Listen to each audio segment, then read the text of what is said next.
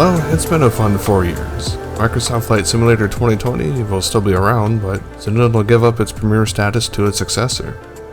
I spent hundreds of hours in this sim flying with friends across the west side of the US, exploring my home region from the sky, gathering valuable perspective doing open source intelligence work, and above all just relaxing as I practice what I learned about aviation. Much like FSX, I think Flight Sim 2020 will hold a special place in my heart as time progresses for multiple reasons. So to send it off, I'll give it a quick review and then look towards the future as Flight Sim 2024 releases. Flight model. So let's start off with the flight model. The simulator uses a config file as a set of references and then uses it in conjunction with computational fluid dynamics being calculated on the fly. For the sake of performance, the CFD calculations aren't the most detailed, hence why the config file is referenced for specific parameters. The result is an extremely robust and performative flight model. It never feels like the game is trying to trick you into thinking you're flying a plane, like it did in FSX or P3D. Instead, it really feels like you're watching first-person action camera footage of someone actually flying a plane. There is the caveat, however, that it isn't infallible. As long as the developer is willing to dial it in, it easily competes with the best of the best. But that's just it. It's up to that developer to dial it in. But for that reason, some aircraft have flight models that are frankly uncanny, while others leave quite a bit to be desired. Still, the flight model itself is not a limiting factor in the majority of cases. In fact, the only real use case where it is a limiting factor would be for aircraft with advanced aerodynamics, like 4th or 5th generation fighters. But considering the vast majority of civilian aircraft is a box or a tube with wings, the flight model is more than sufficient. If I have any real criticism, I'd say the fly-by-wire plugin leaves a lot to be desired. It gets the job done, but it does tend to have some weird behavior that I'd like to see ironed out. And especially at slow speeds, it tends to do some weird roll behavior. My second major criticism is aircraft refuse to wing over in high bank angles, so it leads to this weird situation where the Cessna 152 is the best rate fighter on the planet. Let's put some side wingers on this thing. Despite those issues, the thing that sets the flight model apart from any other simulator is the fact that it does take atmospheric effects into account. No, I don't mean things like density altitude, which, while important, are kind of mundane from a computing standpoint. I mean the simulator's terrain actually affects the wind, and in turn affects the plane. It's entirely possible to hang out on the windward side of a large mountain and catch the mountain waves to rapidly gain altitude. Likewise, it's entirely possible to get into some serious trouble on the leeward side of the mountain, even in an otherwise overpowered aircraft. Similarly, the sim also takes into account thermals. Areas that receive a lot of sun will generate updrafts, and this is particularly useful for gliders, though this does affect every plane in the sim. So overall, the flight model is easily the best I've experienced, despite a couple of flaws. Graphics. The graphics in this game are second to none. In fact, it's hard to even do it justice in this review. It doesn't really make use of revolutionary technology either. It's all traditional rasterization methods that we've all come to be familiar with since Crisis.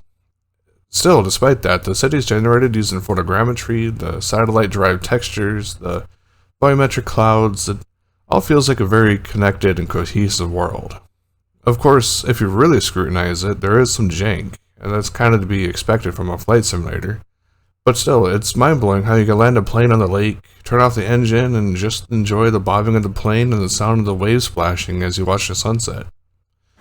It's important that the sim is able to produce such visuals. Not only is it just eye candy, but realistically recreating lighting affects your decision-making as a pilot, and has real moment-to-moment consequences as well. Realistic graphics in the simulator are important towards creating a realistic experience.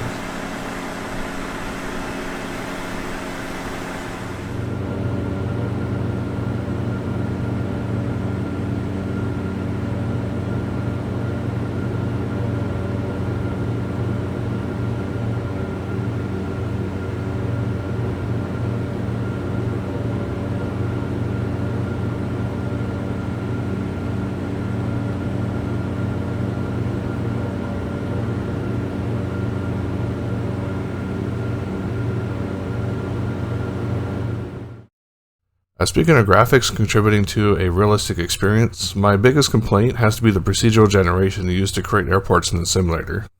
This really is the most blatant and annoying flaw in the entire simulator.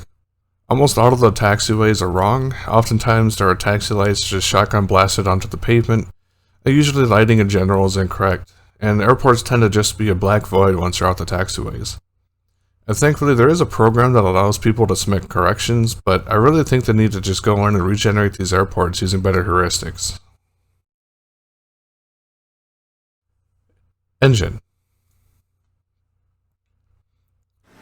Despite what some people think, my opinion is there is very little left of FSX in this product, and frankly that's a good thing. The graphics engine is entirely new, evident by the fact that it has a huge number of features not present in the old game, and by how hardware is utilized, or not utilized in FSX's case. The physics is entirely new as well, as mentioned before in the flight model section.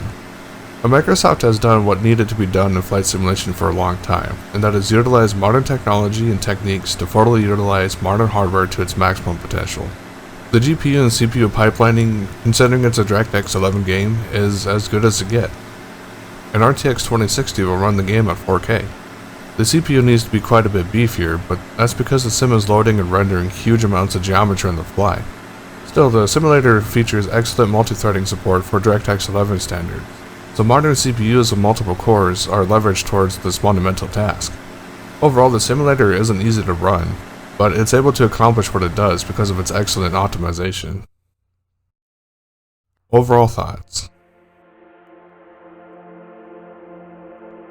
By the time the simulator released, we were in the dark ages when it came to flight simulation. The predominant offerings were still FSX, P3D, and X-Plane. All of these sims were stagnant and fell behind the computing industry by decades. It genuinely was an awful experience by 2018.